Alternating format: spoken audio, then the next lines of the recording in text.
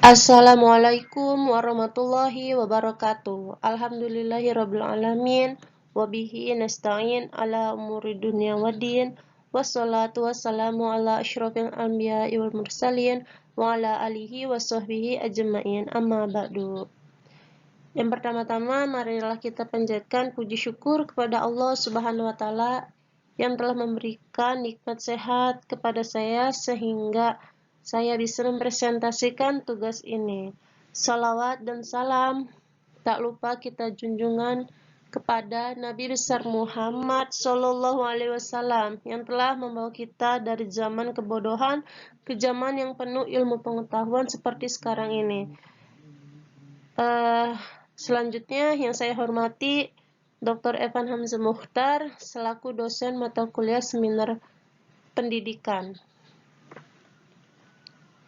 Baiklah, untuk mempersingkat waktu, saya akan mempresentasikan mengenai latar belakang mengapa saya memilih topik ini yang berjudul Pola Asuh Orang Tua dalam Meningkatkan Kedisiplinan Peserta Didik di SMA Negeri 9 Tangerang. Saya Nuraini dari program Studi Pendidikan Agama Islam Sekolah Tinggi Agama Islam Asyukriyah tahun 2021.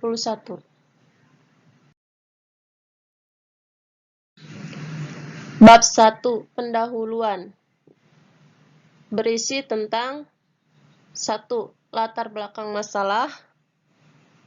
Yang kedua, identifikasi masalah. Yang ketiga, batasan masalah. Yang keempat, rumusan masalah. Yang kelima, tujuan penelitian. Dan yang keenam, manfaat penelitian.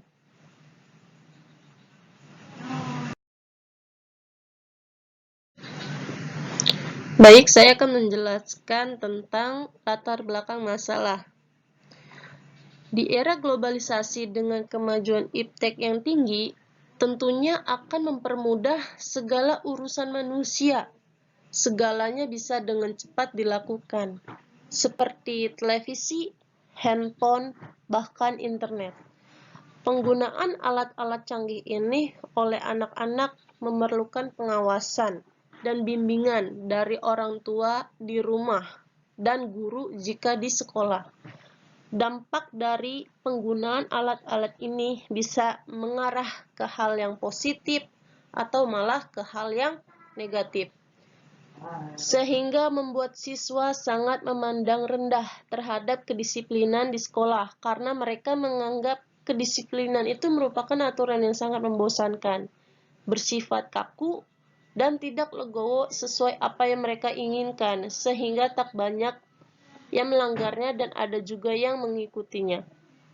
Contohnya ketika di sekolah, banyak siswa yang terlambat, tidak patuh kepada guru, tidak mengikuti pembelajaran dengan baik, tidak memakai atribut sekolah, tidak mengerjakan PR, serta pelanggaran yang lainnya. Sehingga pola asuh orang tua di sini sangatlah diperlukan agar siswa dapat termotivasi untuk mengikuti tata tertib di sekolah.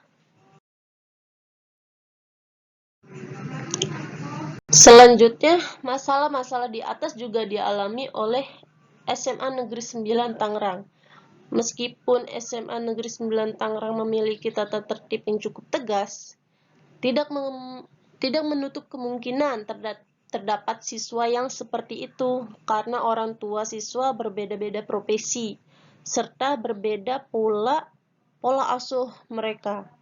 Ada anak yang sulit untuk menaati peraturan, bahkan ada anak yang senang jika dia melanggar peraturan di sekolah, karena menganggapnya hal itu keren jika dilakukan. Dan banyak kasus-kasus lainnya yang berkaitan dengan kepribadian disiplin anak. Salah satu faktor yang penting menentukan keberhasilan suatu pendidik adalah pendidik, karena pendidik itulah yang bertanggung jawab, membimbing, dan membentuk pribadi anak. Dalam keluarga, orang tua berperan sebagai pendidik, sehingga sikap dan tindakannya itu sehari-hari memberi stimulus atau masukan terhadap tingkah laku anak, baik tingkah laku di sekolah maupun ketika di masyarakat nanti. Kesalahan-kesalahan orang tua dalam mendidik anak dapat mengakibatkan anak dalam perkembangannya tidak mandiri dan sulit menyesuaikan diri dengan lingkungan, termasuk lingkungan belajar di sekolah. Oleh karena itu, hal ini menjadi sangat penting untuk diteliti.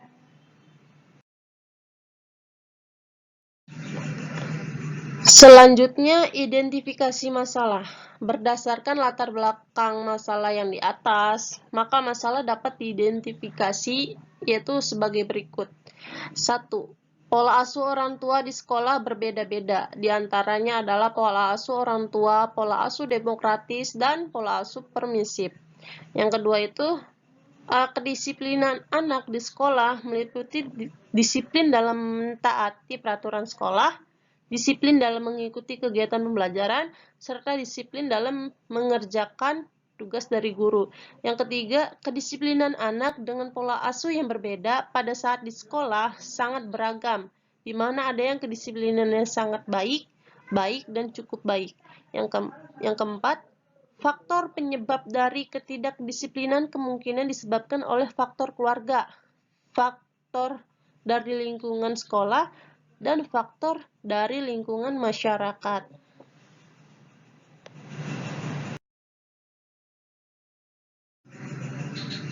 Selanjutnya, batasan masalah. Dari latar belakang masalah dan identifikasi masalah yang telah diuraikan di atas, perlu adanya pembatasan masalah agar ruang lingkup kajian lebih terarah. Pembatasan masalah penelitian ini adalah: 1. Pola asuh orang tua dalam meningkatkan kedisiplinan peserta didik adalah faktor internal. Yang kedua, kedisiplinan yang diteliti adalah disiplin dalam mentaati tata tertib di sekolah, disiplin dalam mengerjakan tugas, serta disiplin dalam mengikuti kegiatan pembelajaran.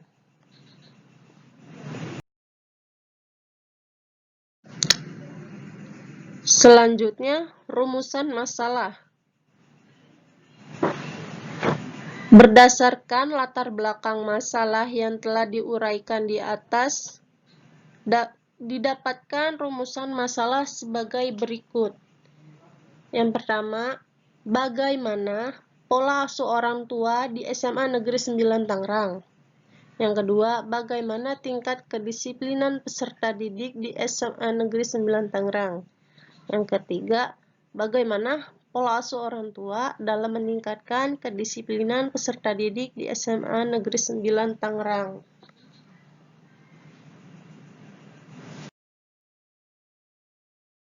Setelah rumusan masalah, selanjutnya ada tujuan penelitian. Tujuan penelitian ini terbagi menjadi dua, yaitu tujuan penelitian secara umum dan tujuan penelitian secara khusus. Tujuan penelitian secara umum ialah untuk mengetahui pola asuh orang tua dalam meningkatkan kedisiplinan peserta didik di SMA Negeri 9 Tangerang. Selanjutnya, tujuan penelitian khusus, yaitu 1. Mengetahui pola asuh orang tua di SMA Negeri 9 Tangerang. Yang kedua, mengetahui tingkat kedisiplinan peserta didik di SMA Negeri 9 Tangerang. Yang ketiga, mengetahui pola asuh orang tua dalam meningkatkan kedisiplinan peserta didik di SMA Negeri 9 Tangerang.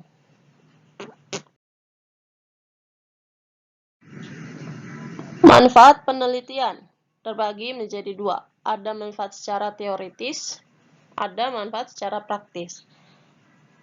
Manfaat teoritis ialah untuk mengetahui tentang pola asuh orang tua dalam meningkatkan kedisiplinan peserta didik di SMA Negeri 9 Tangerang. Terus manfaat praktis yaitu 1. Bagi orang tua. Penelitian ini diharapkan orang tua dapat menerapkan pola asuh yang tepat untuk anaknya, sehingga seorang anak bisa memiliki karakter yang baik, termasuk dalam hal kedisiplinan di sekolah. Yang kedua, bagi guru, penelitian ini dapat dijadikan sebagai salah satu sumber informasi untuk mengetahui pola asuh orang tua dalam meningkatkan kedisiplinan peserta didik. Dengan begitu, guru sebagai orang tua siswa di sekolah juga mampu menerapkan pola asuh ataupun mendidik anak agar menjadi pribadi yang disiplin. Yang ketiga, bagi sekolah, penelitian ini dapat memberikan kontribusi bagi sekolah untuk berupaya meningkatkan kedisiplinan peserta didik, terutama dalam pembuatan tata tertib. Yang keempat, bagi peneliti, penelitian ini dapat dijadikan sarana menerapkan langsung teori yang didapat di bangku kuliah dalam kegiatan pembelajaran nyata.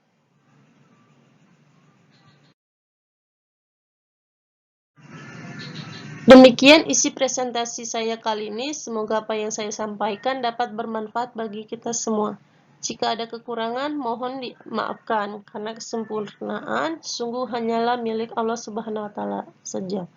Akhirul kalam, wassalamualaikum warahmatullahi wabarakatuh.